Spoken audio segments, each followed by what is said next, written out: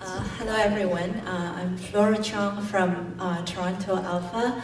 I will make it short. I know everyone is very tired. I tried to focus my sharing today on youth. This morning, Dr. Wong mentioned about the education work of Alpha, and in general, you probably have an idea. And as well as Takla, she has tackled very detailed how the student conferences run. So basically, what we do in Toronto is very similar to what BC Alpha has been doing. Of course, in addition, we also work very closely with different school boards in producing resources and providing professional development workshops, etc., etc. We publish books, and I just want to mention the book that we are going to publish next year is the one written by Tamaki Masuoka. I think a lot of you heard about her book. She spent more than 20 years researching into the testimonials by the Japanese veterans as well as the victims of the Nanking Massacre.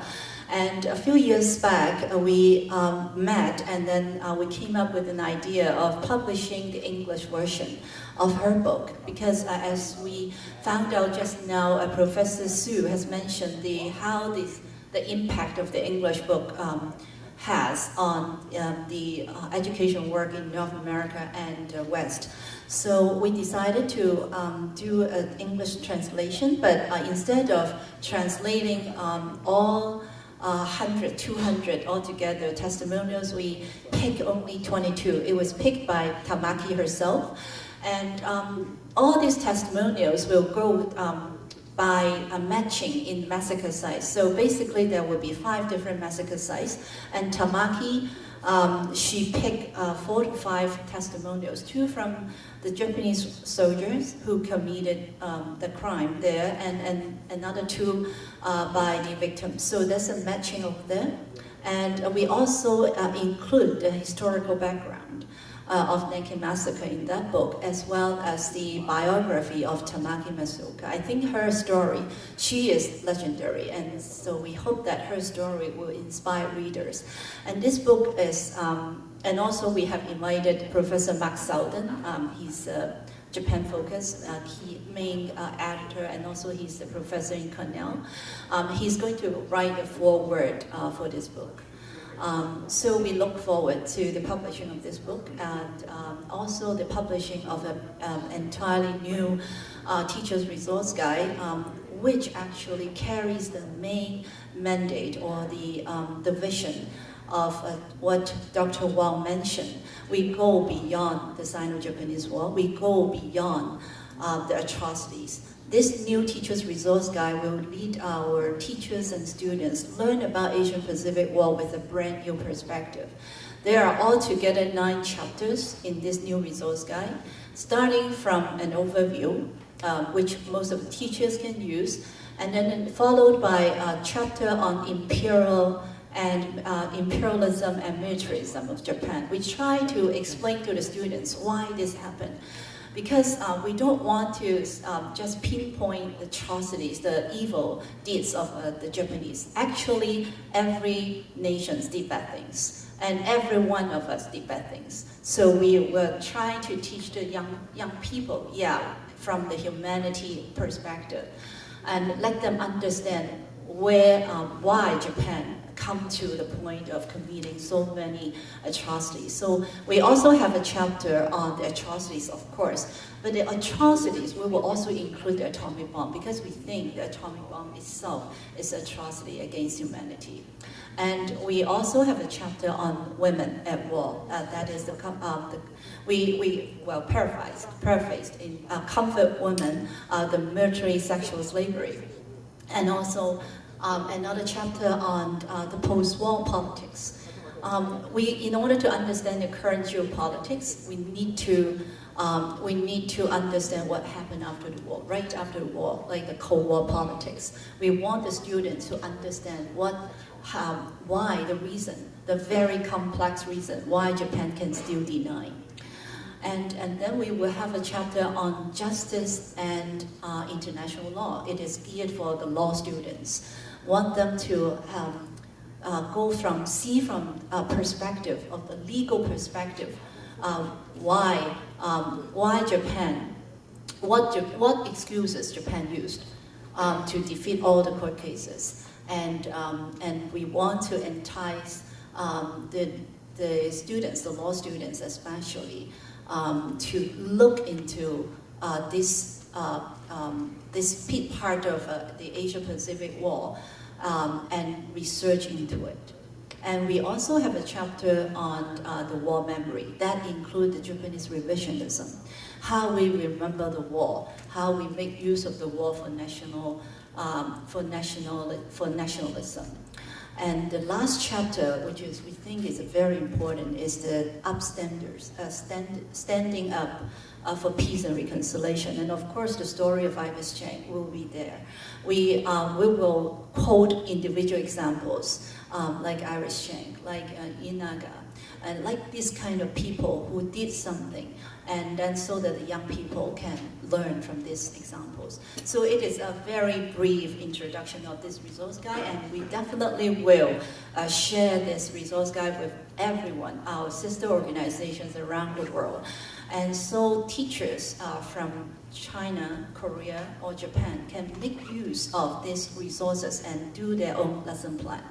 In Ontario, we already work together with the Toronto District School Board in writing the lesson plan. So teachers can just grab the lesson plan and teach in the classroom. And BC, say, for example, can make use of this and do your own lesson plan. I already talked with Professor Wu Peng in Beijing. He is very, very interested in this kind of perspective in learning the Asia-Pacific War. And also teachers and educators in Korea, they are also very interested. In a week's time, I will be in Hong Kong and connecting with educators in Hong Kong. Hopefully, they will make use of these resources and share this with the students across. So this is something I want to add in our education side, but I want to use the rest of the time to focus on youth.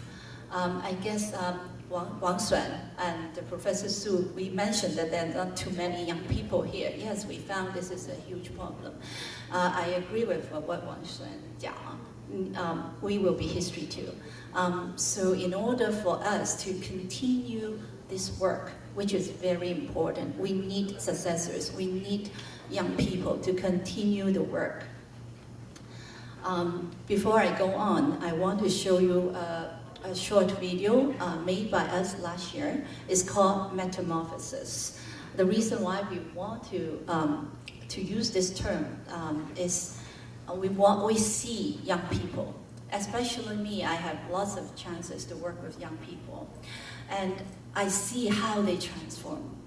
And I want to share with you a little bit about my own research done a year ago on the young people, the Asian Canadians who went through Alpha's work and their transformation after this video.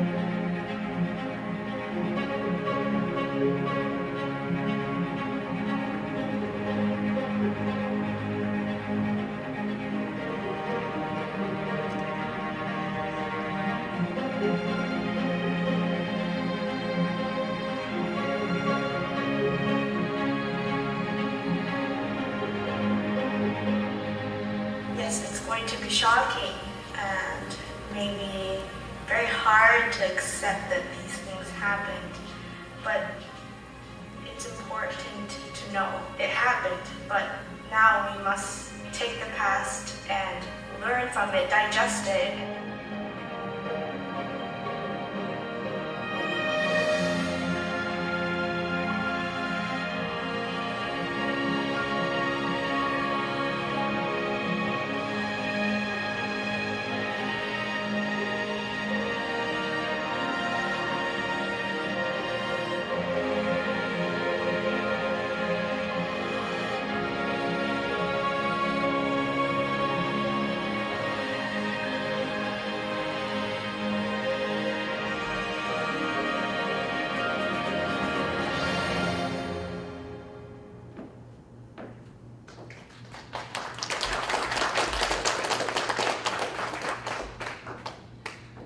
I hope you're as excited as me when we see so many young faces in this video. Many of them, they're not just students who come for one day. Many of them, they are becoming mentors of younger students. And the last young person, she's a Japanese. And she interned at Alpha and still belonged to the Alpha family. I think, to me, I just actually share my feeling with friends like Paul and Kathy just now at lunchtime. I think the most rewarding thing to me so far in the past 10 years serving Alpha is to see how these young people transformed. I know that, of course, I was touched by the survivor. I cried many times, and I think that it is so important for us to seek justice.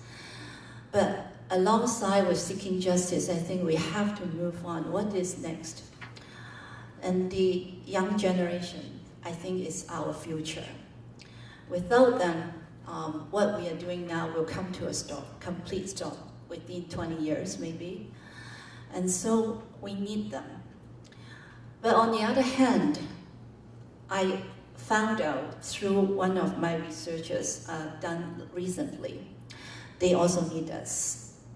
The reason why I said that is the Asian Canadians or Asian Americans, when they come to America or Canada,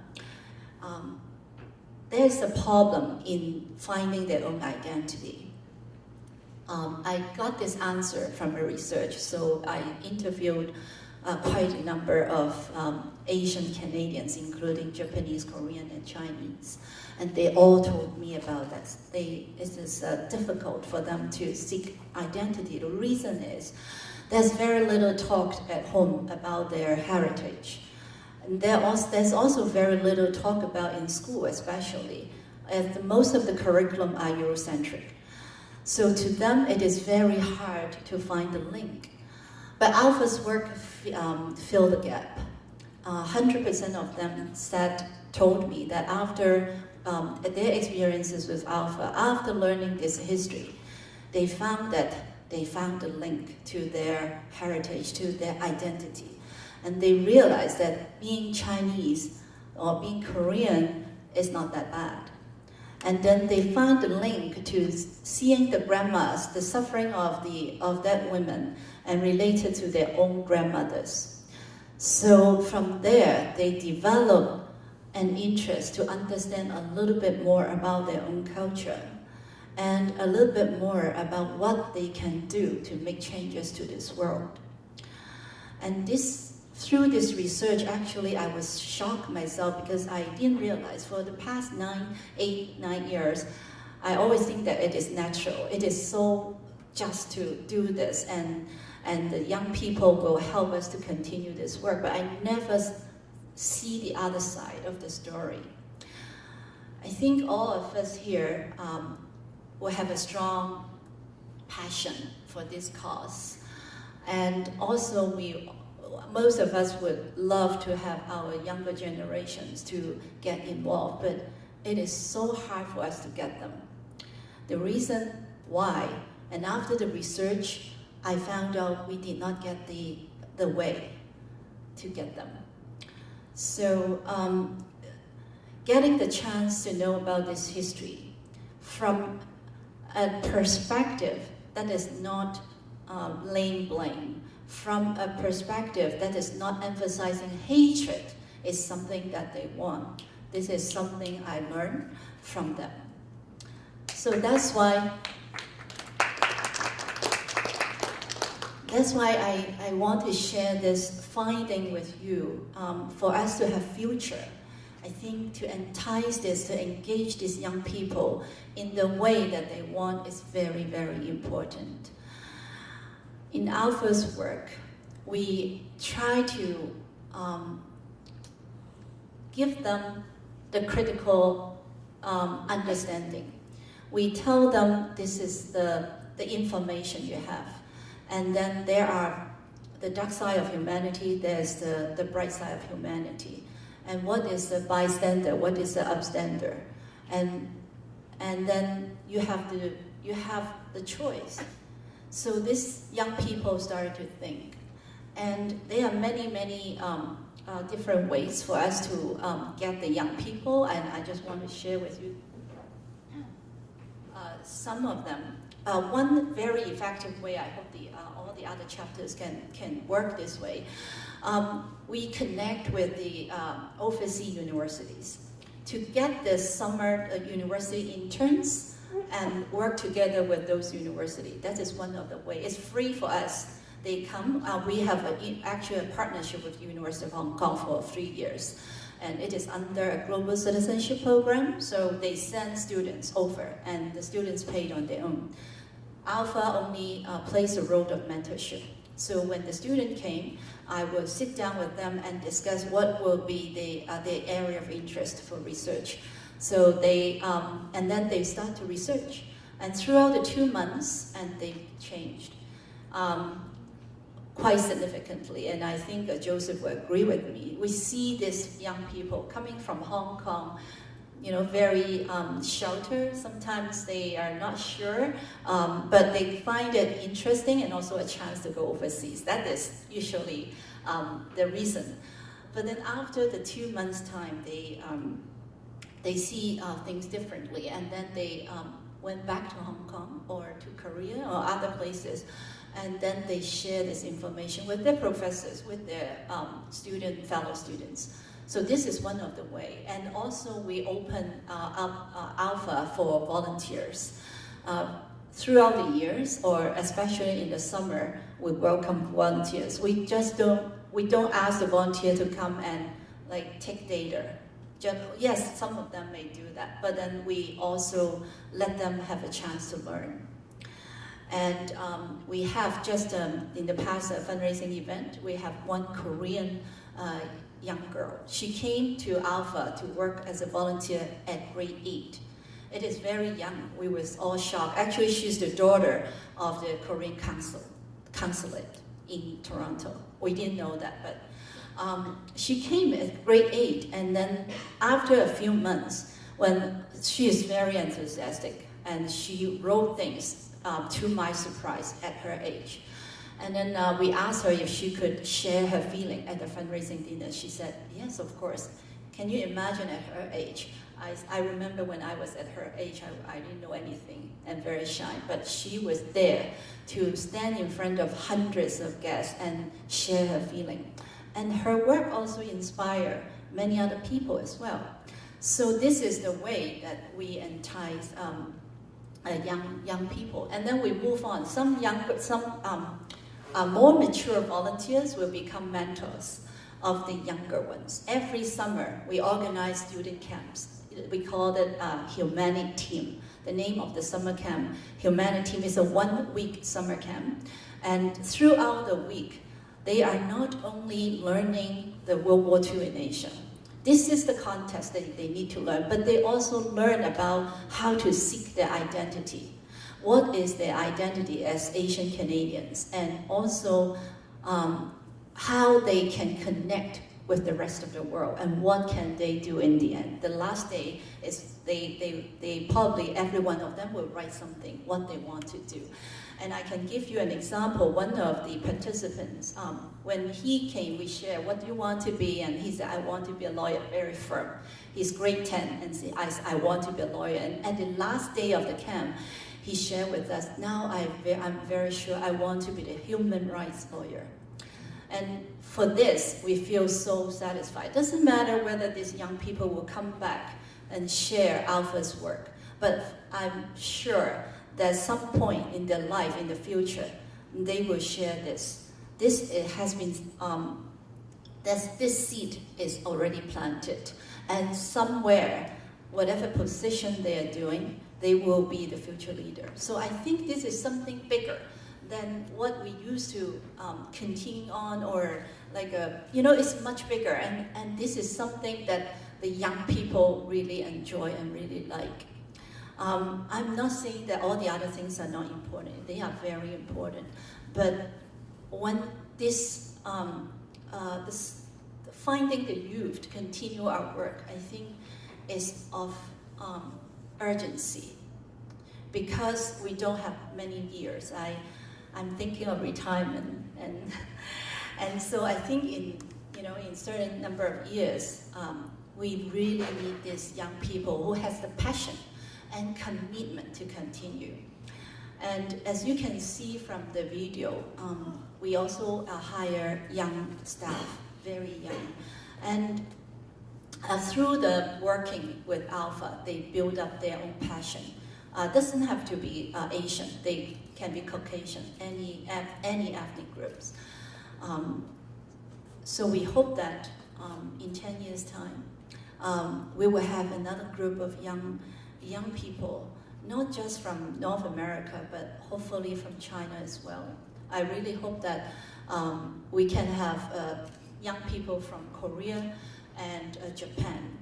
I had a presentation in one of the universities in China. We had over 300 students, university students. And after the presentation, one student raised, actually there are lots of Q&A, and one student raised his hand and he asked, when will you start Alpha in China? So I think, I hope whoever will go back to China, or we have work in China, this could be one of the dream. And when I talk about Alpha's work with Professor Bu Ping, he strongly endorsed the direction that it is not just a Sino-Japanese thing, it is more than that. So I think if we go along this line, it will be, we will have hope. And young people is definitely our future hope.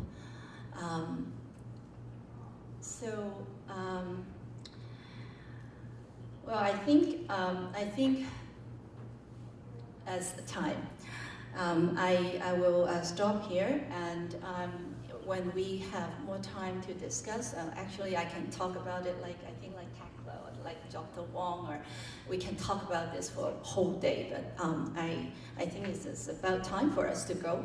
So I stop here, but we can always share more for the work of youth work for Alpha. Okay, thank you very much.